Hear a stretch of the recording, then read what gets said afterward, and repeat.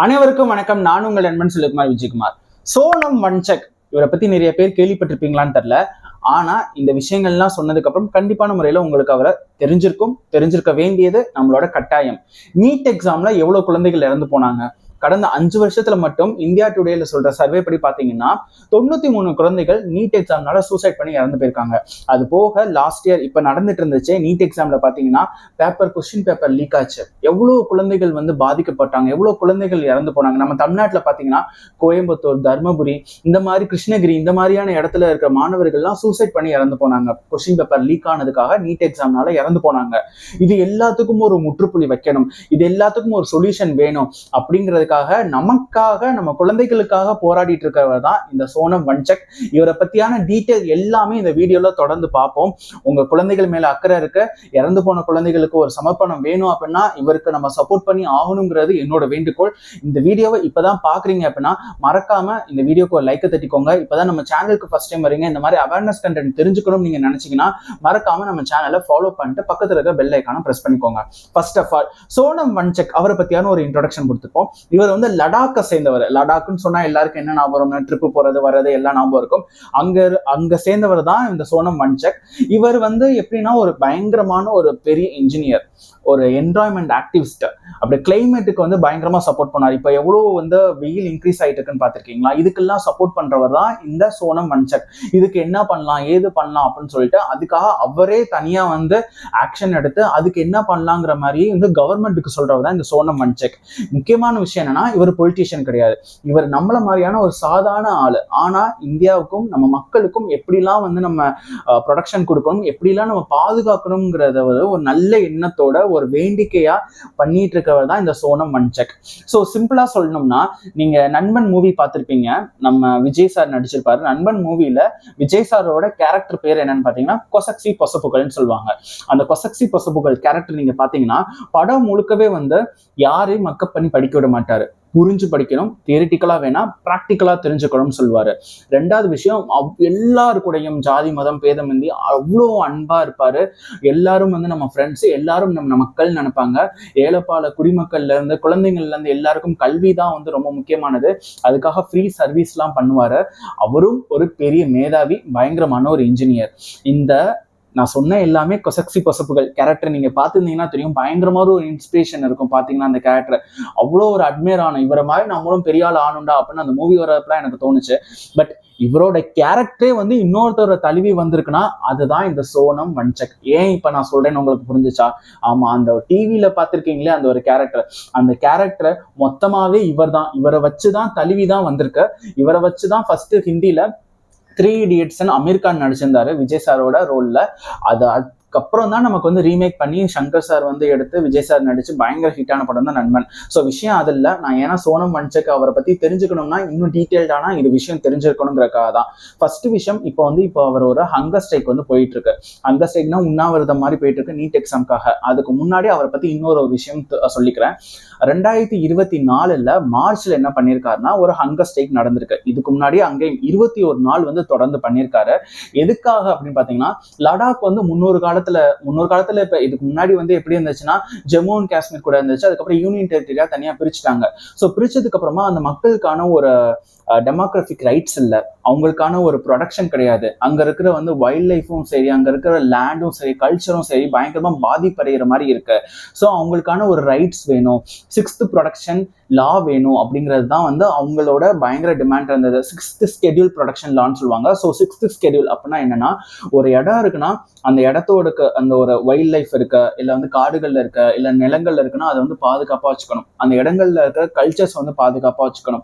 அங்க இடங்கள்ல இருக்கிற மக்களை பாதுகாப்பா வச்சுக்கணும். இந்த மாதிரியான நிறைய டிமாண்ட் இருக்கிறதா அந்த 6th ஸ்கெடியூல்னு சொல்லுவோம். இது எல்லாத்தையும் பத்தி அவர் அந்த இடத்த சேர்ந்தவர். அங்க இருக்க மக்களுக்கு கண்டிப்பா வேணும், ஏன்னா அங்க இருக்க மக்களை யாரும் மதிக்கவே மாற்றாங்க அப்படிங்கிற பயங்கர ஒரு கொள்கையோட அவரு ஹங்கர் ஸ்ட்ரைக் இருந்தாரு. மார்ச்ல ஆரம்பிச்சு அதுக்கப்புறம் அப்படியே போயிட்டு 21 நாள் வந்தது. கவர்மெண்ட்ல இருந்து கொஞ்சம் ஆக்ஷன் எடுத்திருந்தாங்க. பட் ஆனா அது பெருசா பெருசா பேசப்படுற மாதிரி வரல. அதுக்கப்புறம் வந்து அவர் என்ன பண்ணிட்டாருன்னா அந்த இடத்துல ஸ்டாப் பண்ணிட்டு கொஞ்ச நாள் கழிச்சு என்ன பண்ணாங்கன்னா செப்டம்பர் மாசம் லடாக்ல இருந்து டெல்லிக்கு மார்ச்சிங் பண்ணி அப்படி நடந்து மக்களோட சேர்ந்து நடந்து போற மாதிரி அங்க இருக்கிற மாங்ஸ் இருப்பாங்கல்ல, இந்த கோயில்ல பூசாரி இருக்கிற மாதிரி அங்கெல்லாம் இருப்பாங்க மாங்ஸ், அவங்க அதுக்கப்புறம் இருக்கிற நிறைய வந்து ப்ரொடெஸ்டர்ஸ் எல்லாம் கூட்டிட்டு போய் இங்க மார்ச்சிங் பண்ணி போனனால அப்ப பயங்கர அந்த டைம்ல 24ல வந்து இது பேசப்பட்ட ஒரு விஷயமா இருந்தது. அப்ப அங்க போய் பயங்கரமா ப்ரொடெஸ்ட் பண்ணி டெல்லி போலீஸ்லாம் அரெஸ்ட் பண்ணி பயங்கர ஒரு லெவல் ஒரு பிரச்சனையாச்சு. அதுக்கப்புறம் தான் லடாக்குன்னு ஒண்ணு இருக்கு, அதுக்கும் நம்ம ப்ரொடக்ஷன் கொடுக்கணும், அதுவும் இந்தியாவில இருந்த ஒரு யூனியன் டெரிட்டரி தான், அதுக்கும் 6th ஷெட்யூல் லா வேணும், ப்ரொடக்ஷன் வேணும், வைல்ட் லைஃப் பாதுகாக்கணும், அனிமல்ஸை பாதுகாக்கணும், அங்க இருக்க மக்களை பாதுகாக்கணும், முக்கியமா அவங்களுக்கு ஓட்டர் ரைட்ஸ் இருக்கனால அவங்களுக்கும் டெமோக்ராபிக் ரைட்ஸ் இருக்கு, அவங்களுக்கும் நம்மள மாதிரி மற்ற ஸ்டேட்ல இருக்கிற மக்கள் மாதிரி ரொம்ப இம்பார்ட்டன்ட் ஆனவங்க தான் அப்படிங்கறதெல்லாம் அவர் எல்லாருக்கும் வெளிச்சம் போட்டு காமிச்சு கொண்டுட்டு வந்தவர் தான் அவரை நம்மளோட சோனம் வன்சக். ஸோ இவர் வந்து ஏன் இப்ப ரீசெண்டா வந்து சொல்றாங்க, ஆல்ரெடி ஒரு ஹங்கர் ஸ்ட்ரைக் பண்ணி அதுல வெற்றி பெற்று தான் இப்ப வந்திருக்காரு, ஏன் இப்ப ரீசெண்டா சொல்றாங்கன்னா ரீசெண்டா நீங்க பாருங்களேன் எவ்வளவு வந்து பொலிட்டிக்கலா வந்து அரசியல் ரீதியா எல்லாத்தையும் எவ்வளவு வந்து ஒரு மட்டமான விஷயங்கள் நடந்துட்டு இருக்குன்னு தர்மேந்திர பிரசாத்ங்கிறவர் தான் நம்மளோட யூனியன் எஜுகேஷன் மினிஸ்டர். ஸோ அவர்லாம் வந்து நீட் எக்ஸாம் பேப்பர் லீக் ஆச்சு, அதுக்கு எவ்வளோ பாசிபிளான ஆன்சர் கொடுத்தாருன்னு உங்களுக்கு தெரியும். இந்த மாதிரி நம்மளை யாரெல்லாம் பார்த்துப்பாங்க மினிஸ்டர்ஸ்லாம் இருக்காங்களோ அவங்க எல்லாம் வாயிலேருந்து வர வார்த்தைகள்லாம் வந்து எங்களால் ஒன்றும் பண்ண முடியாது, இதுக்கு மேலே பார்த்துக்கலாம், எங்களால் வந்து இதுக்கு மேலே ஒன்றும் பண்ண முடியாது, இந்த மாதிரியான வார்த்தைகள் தான் வந்து அடிக்கடி வருதே தவிர்த்து அவங்களுக்கு என்ன சொல்யூஷன் எடுக்கலாம், ஒரு ஸ்ட்ரிக்டான ஒரு லா கொண்டுட்டு வரணும், இதுக்கு ஆக்ஷன் எடுக்கணும்னு பார்த்தோம்னா இவங்க எல்லாருமே தான், இந்த பொலிட்டிஷியன்ஸ் எல்லாருமே தான் டிஃபால்ட்டாக இன்வால்வ் ஆயிருப்பாங்க. அதனால வந்து நம்மளால ஒன்றும் பண்ண முடியல. ஸோ இதனால நீங்க பார்த்தீங்கன்னா நீட் எக்ஸாம்ல மட்டும் நீங்க பாத்தீங்கன்னா அவ்வளவு குழந்தைகள் வந்து இறந்தாங்க. இந்தியா டுடேலாம் வந்து சேனல்ல எல்லாம் போட்டிருந்தாங்க, இந்த மாதிரி நியூஸ் சேனல்ஸ்லயும் சரி நியூஸ் பேப்பர்ஸ்லயும் சரி போட்டிருந்தாங்க. இந்த மாதிரி வந்து டேட்டா ஸ்டாட்டிஸ்டிக்ஸ் டேட்டா எடுக்கும் போது ஒவ்வொரு வருஷமும் அவ்வளவு குழந்தைகள் இறந்திருக்காங்க. இப்ப ஏன் வந்து ரீசெண்டா இவர் வந்து போயிருக்காருன்னு பாத்தீங்கன்னா இந்த டைம்ல வந்து நீட் எக்ஸாமோட கொஸ்டின் பேப்பர் லீக் ஆச்சு. எவ்வளவு லட்சக்கணக்கில் போட்டு கொஸ்டின் பேப்பரை வாங்கி படிச்சு அதுவும் சில பேர் பாஸ் ஆக முடியாமலாம் இருந்தாங்க குழந்தைகள்லாம். அந்த மாதிரி எவ்வளவு பேர் இருந்தாங்க. அப்ப ஏழைப்பால குடிமக்கள் அவங்க டாக்டர் ஆகணும், அது மெடிசன்ஸ் லைன்ல போகணுங்கிறதுக்காக அவங்களா சொந்தமா படிச்சு இன்னும் சில பேர் 1 வருஷம் 2 வருஷம்லாம் நான் நீட் எக்ஸாம் கோச்சிங் சென்டர்ல வந்து லட்சக்கணக்கில் கொடுத்து படிக்கிறேங்கிறவங்களோட நிலைமெல்லாம் என்ன ஆகும்? கொஸ்டின் பேப்பரை லீக் பண்ணி அது இப்ப தெரிஞ்சிருக்கு, இதுக்கு முன்னாடி இந்த 5 வருஷம் எப்படி நீங்க யோசிச்சு பாருங்க, அது நமக்கு தெரியாமையே இருந்திருக்கும் இல்ல. அப்ப அதுக்கு முன்னாடி எவ்வளவு பேர் உள்ளக்க போய் பாஸ் ஆகி உள்ளக்க போய் உட்காந்து இப்ப டாக்டர்ஸ் ஆயிருந்திருப்பாங்க, நீங்க யோசிச்சு பாருங்க. இந்த மாதிரி எதுவுமே குளறுபடி நடக்கக்கூடாது. நீட் எக்ஸாமோட கொஸ்டின்ஸ் பேப்பர் இனிமே லீக் ஆனதுக்கான ஒரு ஆக்ஷன் எடுக்கணும். அந்த தர்மேந்திர பிரசாத்ங்கிற அந்த மினிஸ்டரை வந்து கண்டிப்பா ரிசைன் பண்ண வைக்கணும். அவருக்கு அதுதான் தண்டனை. அது வந்து ரொம்ப பெரிய ஃபர்ஸ்ட் டிமாண்ட். ரெண்டாவது டிமாண்ட் என்னன்னா நீட் எக்ஸாமோட ரிசல்ட்ஸும் சரி ஒளிவு மறைவு இல்லாம தெல்ல தெளிவா மக்களுக்கு காட்டப்படணும். எவ்வளவு வேக்கன்ட் இருக்கு, எம்பிபிஎஸ்க்கு மெடிசன்ஸ்க்கு எவ்வளவு வேக்கன்ட் இருக்கு, இல்ல இவ்வளவு பேர் பாஸ் ஆயிருக்காங்க, என்ன ஏது எல்லாமே அவ்வளவு தெல்ல தெளிவாகவும் எக்ஸாம் சென்டர்ஸ்ல நார்மலா தமிழ்நாட்டில் போய் பார்த்தீங்கன்னு வச்சுக்கோங்களேன், காதுல ஒரு தோடு போட்டு விட்டுருக்க மாட்டாங்க, ஃபர்கா போட்டு விட மாட்டாங்க, நம்மளை வந்து வேற எதுக்கு கொலுசு வளையல் எதுவும் போட்டு இருக்கோம்னா ஈவன் வந்து உள்ளக்க இருக்க இன்னர்ஸ் எல்லாம் வந்து பயங்கரமா செக் பண்ணுவாங்க. இந்த மாதிரியான விஷயங்கள்லாம் வந்து நிறைய நடந்துட்டு இருக்கு.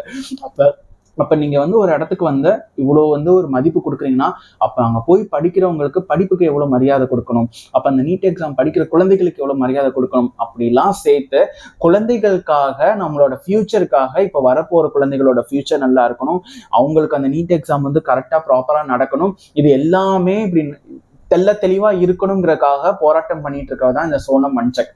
இப்ப தெரியுதா ஏன் நான் வந்து இது ரொம்ப முக்கியமான வீடியோன்னு சொன்னேன், ஏன் நான் வந்து தொடர்ந்து இதை பாருங்கன்னு சொன்னேன், எதுக்கு நான் வந்து விஜய் சாரோட அந்த கேரக்டரோட நான் வந்து கம்பேரிசன் பண்ணி சொன்னேன்னு தெரியுதா?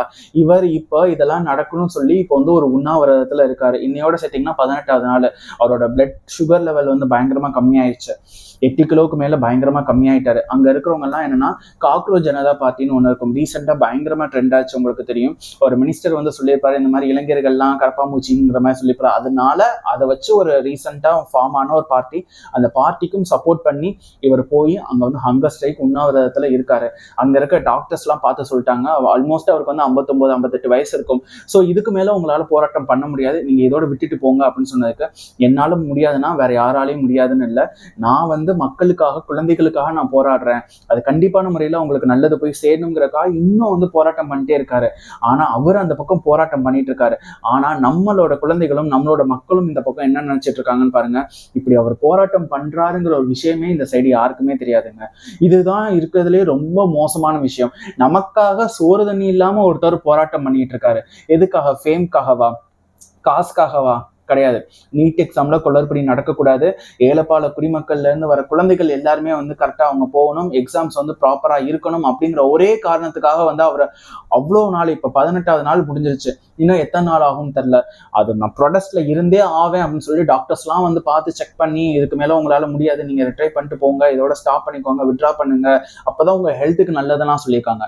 ஆனா என்னால முடியாது, நான் வந்து என்னோட குழந்தைகளுக்காக நான் போராடி தான் தீருவேன், நீட் எக்ஸாமுக்கு ஒரு சொல்யூஷன் கிடைச்சுதான் ஆகணும், இறந்து போன குழந்தைகளுக்கு ஒரு சொல்யூஷன் கிடைக்கணும், இனிமே வரப்போற குழந்தைகள் பாதுகாப்பா இருக்கணும் அப்படிங்கறதுக்காக அவரு இந்த மாதிரி வந்து நமக்காக ஒரு போராட்டம் நடத்திட்டு இருக்காரு. ஆனா நம்ம இப்ப என்ன பண்ணிட்டு இருக்கோம், நம்மளோட ஃபேவரட் ஆக்டர் நடிச்ச ஒரு படம் டிக்கெட் புக் பண்ணிட்டு இருக்கோம், கிரிக்கெட் இவர் தான் என்னோடது, அதான் அங்க பார்த்துட்டு இருக்கோம், இந்த சைடு ஃபுட்பால் மேட்ச் அந்த பக்கம் பார்த்துட்டு இருக்கோம், இப்ப என்ன படம் வரப்போகுது அப்படின்னு பார்த்துட்டு இருக்கோம். ஆனா இதெல்லாம் விட ரொம்ப முக்கியமானது இதுதானே. அப்ப நம்மலாம் வந்து இவரை பத்தி தெரிஞ்சுக்கணுங்கிறது எவ்வளவு ஒரு முக்கியமான விஷயம். அது மட்டும் இல்லாம அவருக்கு நம்ம சப்போர்ட் பண்ணணுங்கிறது எவ்வளவு முக்கியமான விஷயம். இப்ப தெரிஞ்சிச்சா நான் ஏன் வந்து இந்த வீடியோ முக்கியமானதுன்னு சொன்னேன்னு. ஸோ இந்த வீடியோ பார்த்துட்டு இருக்கிற ஒவ்வொரு ஆளுக்கும் ஒரு வேண்டுகோள், இது வரைக்கும் நீங்க பார்த்துட்டு வந்தீங்கன்னா #we support சோனம் வன்சக்னு சொல்லிட்டு கமெண்ட் பண்ணிட்டு போங்க. ஸோ கண்டிப்பான முறையில் அவருக்கு நம்மளோட சப்போர்ட் இருக்கும். ஏன்னா அவர் இந்த மாதிரியான பொலிட்டீஷியன் சைடு ஒரு டிமாண்ட் இருந்து ஒரு எதிர்பார்ப்பு இல்லாம மக்களுக்காக போராடுற மாதிரியான இந்த மாதிரி சில மனுஷங்கள் கடவுளுக்கு சமம் நான் நினைப்பேன். ஏன்னா பப்ளிக்கா வந்து ஒரு விஷயம் வந்து அவர் அவ்வளோ தெளிவா பண்றாரு, யாருக்காகவும் பண்ணல, நம்ம குழந்தைகளுக்காக தான் பண்றாரு அப்படிங்கிறவங்களுக்கு நம்ம தான் சப்போர்ட் பண்ணணும், நம்மளோட ஆதரவை நம்ம கொடுக்கணும் அப்படிங்கிறது என்னோட வேண்டுகோள். #we support சோனம் வன்சக் அப்படிங்கிறத கமெண்ட் பண்ணிட்டு போங்க. இந்த வீடியோ ரொம்ப இம்பார்ட்டன்ட், ரொம்ப ரொம்ப ரொம்ப ரொம்ப ரொம்ப இம்பார்ட்டன்டான வீடியோ. ஏன்னா இப்போ இந்த இடம் சூடு பிடிச்சிட்டு இருக்கிறப்ப இந்த விஷயத்தை பத்தி தெரிஞ்சு இப்பயே நம்ம ஷேர் பண்ணி எல்லா மக்களுக்கும் தெரிவுபடுத்தினா மட்டும்தான் அவங்களுக்கும் இவர் யாரு, எதுக்காக ப்ரொடெஸ்ட் பண்றாரு, எதுக்காக ஸ்ட்ரைக்ல இருக்காரு, ஏன், எதுக்கு, எதனால, யாருக்காக, எல்லா விஷயமும் எல்லாருக்கும் தெரிஞ்சுக்கணும். நீங்க மட்டும் பார்த்தா போதாது, உங்க ஃப்ரெண்ட்ஸ் ஃபேமிலியில இருக்கிற எல்லாருக்கும் வந்து கண்டிப்பா வந்து ஷேர் பண்ணிட்டு போங்க. இந்த வீடியோ இன்னும் கொஞ்சம் ரீச் ஆனா மறக்காம இந்த வீடியோக்கு ஒரு லைக் பண்ணிட்டு போங்க. நம்ம சேனல்ல இந்த மாதிரி நிறைய அவேர்னஸ் கண்டென்ட் வீடியோ அடுத்தடுத்து நீங்க பார்க்கணும்னு நினைச்சீங்கன்னா மறக்காம சப்ஸ்கிரைப் பண்ணி பக்கத்துல இருக்க பெல் ஐக்கானும் பிரஸ் பண்ணி போங்க. So this is your friend Selvakumar Vijayakumar. Take care, bye bye, see you.